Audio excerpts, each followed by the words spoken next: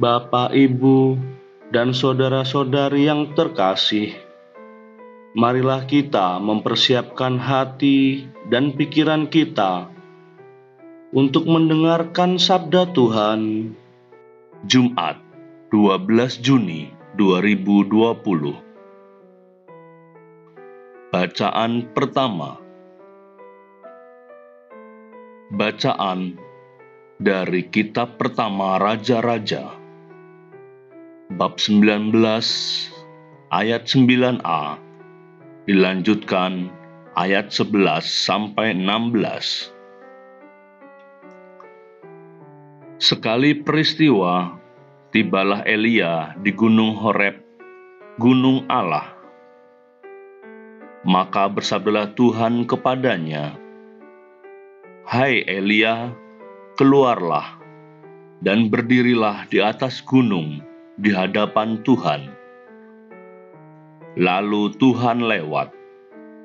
Angin besar dan kuat membelah gunung-gunung dan memecahkan bukit-bukit batu mendahului Tuhan. Namun Tuhan tidak berada dalam angin itu. Dan sesudah angin itu, datanglah gempa. Namun dalam gempa pun Tuhan tak ada. Sesudah gempa, menyusulah api. Namun Tuhan juga tidak berada dalam api itu. Api disusul bunyi angin sepoi-sepoi basah. Mendengar itu, segeralah Elia menyelubungi wajahnya dengan jubah. Lalu keluar dan berdiri di depan pintu goa. Maka terdengarlah suara yang berbunyi, "Apakah kerjamu di sini, hai Elia?" Jawabnya, "Aku bekerja segiat-giatnya bagi Tuhan, Allah semesta alam, karena orang Israel telah meninggalkan perjanjianmu. Mereka telah meruntuhkan mezbah-mezbahmu dan membunuh nabi-nabimu dengan pedang. Hanya aku seorang dirilah yang masih hidup, dan mereka ingin mencabut nyawaku." Maka bersabdalah Tuhan kepadanya,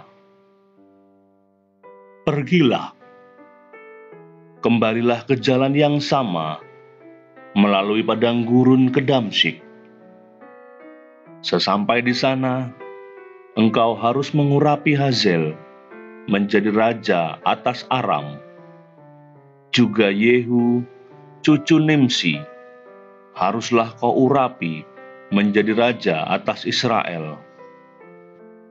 Dan Elisa bin Safat dari Abel Mehola harus kau urapi menjadi nabi, menggantikan engkau." Demikianlah sabda Tuhan. Syukur kepada Allah. Tuhan beserta kita, sekarang dan selama-lamanya. Inilah Injil Yesus Kristus menurut Matius. Dimuliakanlah Tuhan. Injil Matius, bab 5, ayat 27 sampai 32. Dalam khotbah di bukit, Yesus berkata, "Kalian telah mendengar sabda, 'Jangan berzina.' Tetapi aku berkata kepadamu, barang siapa memandang seorang wanita dengan menginginkannya, dia sudah berbuat zina di dalam hatinya.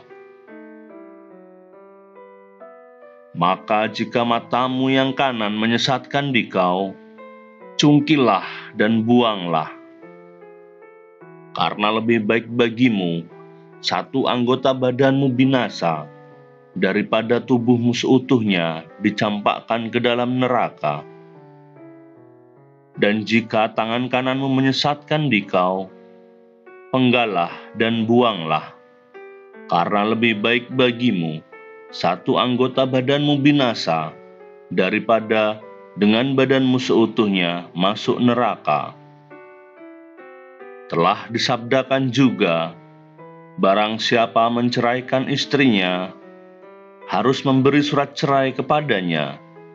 Tetapi aku berkata kepadamu, barang siapa menceraikan istrinya, kecuali karena zina, dia membuat istrinya berzina. Dan barang siapa kawin dengan wanita yang diceraikan, dia pun berbuat zina. Demikianlah Injil Tuhan. Terpujilah Kristus. Bapak, Ibu, dan saudara-saudari yang terkasih, sabda Tuhan hari ini merupakan salah satu khotbah Yesus di bukit, yaitu tentang usaha mengkuduskan kehidupan dengan tidak berzina. Ajaran Yesus tidak memperbolehkan perceraian kecuali karena zina. Sebenarnya hal tersebut mendasari kehidupan dan perkawinan. Hidup dan perkawinan itu sesungguhnya adalah hal yang kudus. Oleh sebab itu, tidak sembarang melakukan perceraian. Artinya, harus mulai dari hati dan pikiran seseorang. Karena kita tahu bahwa hati dan pikiran merupakan pusat kehidupan. Oleh karena itu, Yesus menandaskan, jika hatinya suci, maka tingkah lakunya pun suci.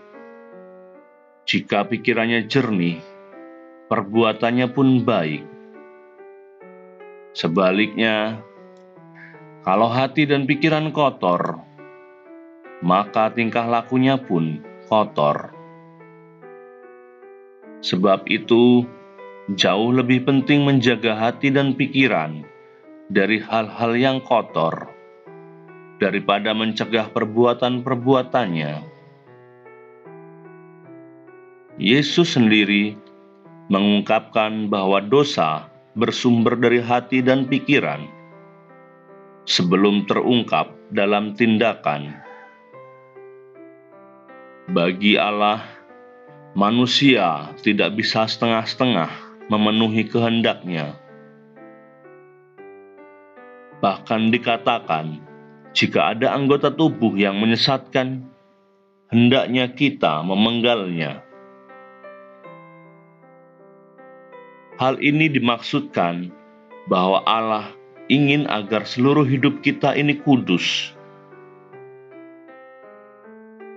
Kudus bukan hanya saja tampak dari luar, tetapi kudus yang bersumber dari pikiran dan lubuk hati yang terdalam.